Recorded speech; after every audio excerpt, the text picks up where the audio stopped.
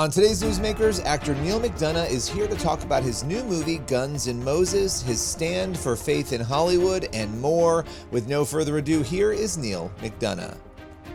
When you look at this particular film, Guns N' Moses, and you think about defending the vulnerable, because what you're talking about is how we treat people, right? What are some, without giving too much away, what are some of the lessons that the film leaves viewers with? Obviously, people are going to be entertained, right? It's an entertaining film, but there are lessons there when it comes to defending the vulnerable. Talk a little bit about that. It's the political landscape now that's so hot, and it always has been, really, when you think about it. It's just the beginning of time, because again, man just messes everything up when it comes to faith. And now it's gotten so bad that you look at there are just daily bombs being thrown back and forth each other in the Middle East all the time. And these poor people, whatever side you're on, it's just awful. And it has to stop at some point. I don't know when it's going to stop. I don't know if it can stop, but maybe I'm a corny guy to think that it can stop and that it will stop. And if we make films that make people think about it and stop and think, well, why am I so against a certain thing? Why can't I try to understand more? That's what Guns N' Moses really is to me. It makes you think, why do I hate these people? They didn't really do anything to me, but yet my father or my mother might be so racist, and therefore I'm going to become racist. Well, that doesn't make sense. But there has to be a teaching system to help this next generation to not think through hate, but to think through understanding and compassion and love thy neighbor, not hate thy neighbor. And it's films like Guns N' Moses that really brings this to the foreground and makes you think about exactly that. How can we be better? Yeah, it's interesting. I've always lived in a place where the people around me don't generally agree with me on anything, right? So for me, it's always been an exercise of, I believe these things. This is what I believe. I believe this to be true. I may think those other ideas are wrong. I don't agree with them, let's say, but I've loved to hear those ideas, and I love to continue hearing them because it helps me actually refine what I believe and think, right? I learn how to deal with people and love people who are different from me. And I also can then say, oh, like maybe I need to refine what I think, or hey, maybe this actually helps me think through more of my perspective on an issue and really solidifies it more.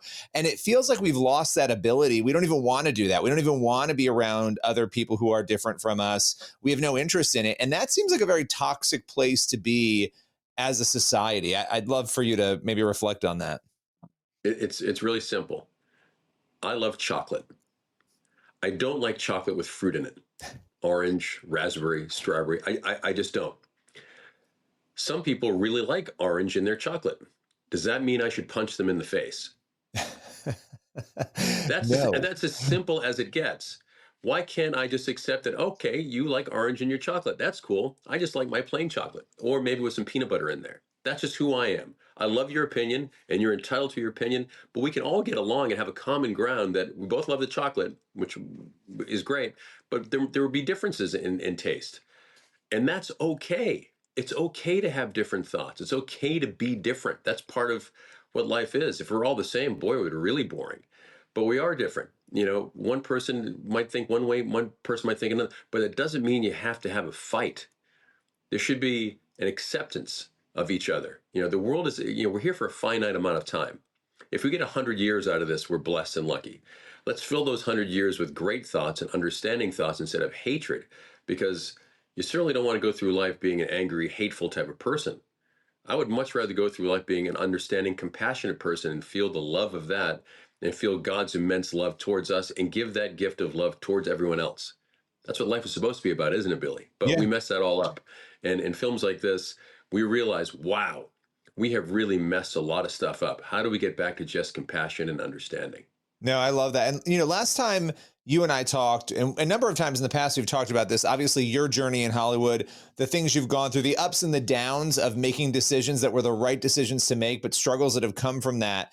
What would you say to somebody who may be watching or listening right now? What advice would you have if they've actually done the right thing, right? They've taken a moral position, a moral stance. They've done something like what you've done in the past, and they're struggling because there have been consequences to that are negative, and they're kind of in the middle of that. Since you've gone through this, I'd love to kind of get your perspective on how to navigate that.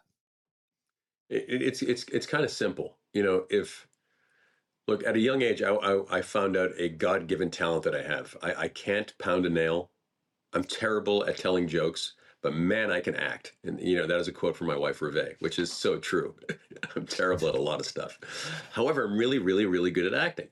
So I had this great career, and then it kind of got taken away from me for a little bit because of my faith and my love of my wife. And that was the most important part. I didn't want to do kissing scenes because I didn't want to put Reve through that kind of stuff because it's just odd. And now I finally get to kiss women on screen in my last movie, The Last Rodeo. And of course, that woman is my wife, Reve. And that movie, again, a film about faith and about family and all those things, is killing it right now on Amazon and Apple TV and all these other outlets that everyone's buying the film. And number 4, I think this week on Apple, number 2 on Fandango and Prime and everything else. So people love these types of films. But for people who've gone through what I went through, you got to keep having your faith. You got to believe that if you have a God-given talent like I have, I know that if I have faith in him, he's going to get me through anything. And I think when I fell through those problems, I made it about me, and I wasn't making it enough about him. And there's a 2-year period where I was just wallowing in self-pity and alcohol and everything else, just trying to get myself through this horrible time in my life. And then finally, when I put the bottle down and I got back to God, I realized, wow, I was really making this all about me, when your life is all supposed to be making about servicing God and giving glory to God in everything you do. And ever since then, for the last 10 years, you look at my career now with all the movies that Reve and I are producing and all the great things that are happening, me being on your show for the 15th time, Bill, whatever it is, you know what I mean? I get to talk about these films that I make because I'm giving glory to him. So did I go through a speed bump that I didn't like? Yes. Was it torture? Yes. Would I do it again? Yeah, I would, because it made me realize who I am and what I'm here for. I'm here to give glory to him through a gift that he has given me, and that's through acting and writing and producing and all these great things that I get to do with my wife, Reve. So if you're having a hard time because of certain things, have faith, keep working hard at your craft, whether you're a plumber, whether you're a carpenter, whether you're a lawyer, whatever the case is. Keep working hard at your craft and have faith in him and do things for him, and great things will happen. I love that. I mean, your career has always been incredible. You had that 2-year period. Right now, what you're getting to do is really so interesting, and getting to create in different ways and this really unique, content. And then what you were talking about there, that trust factor, learning how to trust God and leaning in, even when it's difficult, even when you're trying to understand, how did I get here? Why I did the right thing? Why is this happening? It really sounds like you were able to journey through that in a way that now you have advice that I think really could help other people as they journey through it. But I do want to ask you, at the end of the day, when people go to see Guns N' Moses, when they finish the film, not to be redundant here, but I think it's important. What do you want in their hearts? What do you want the big takeaway to be for them? The big question should be in everyone's hearts. Why am I so against a certain idea? Why do I think my idea is better than anyone else's? And I will hate the other people because of it. And that happens a lot. There's a lot of hatred out there because people think that their team is better than you. Go to a Red Sox Yankees game.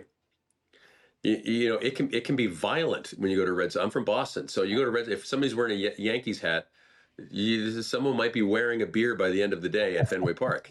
And instead of kind of understanding each other and loving each other and saying, okay, you're a Yankees fan? That's cool. I'm a Red Sox fan, and I'm rooting for my Red Sox. It's people forget that it's okay to be different. It's okay to have different thoughts. It's okay to be, no one's the same. That's all for today's Newsmakers. Make sure you head on over to the CBN News YouTube channel and cbnnews.com for more of the news you need to read. We'll see you again tomorrow.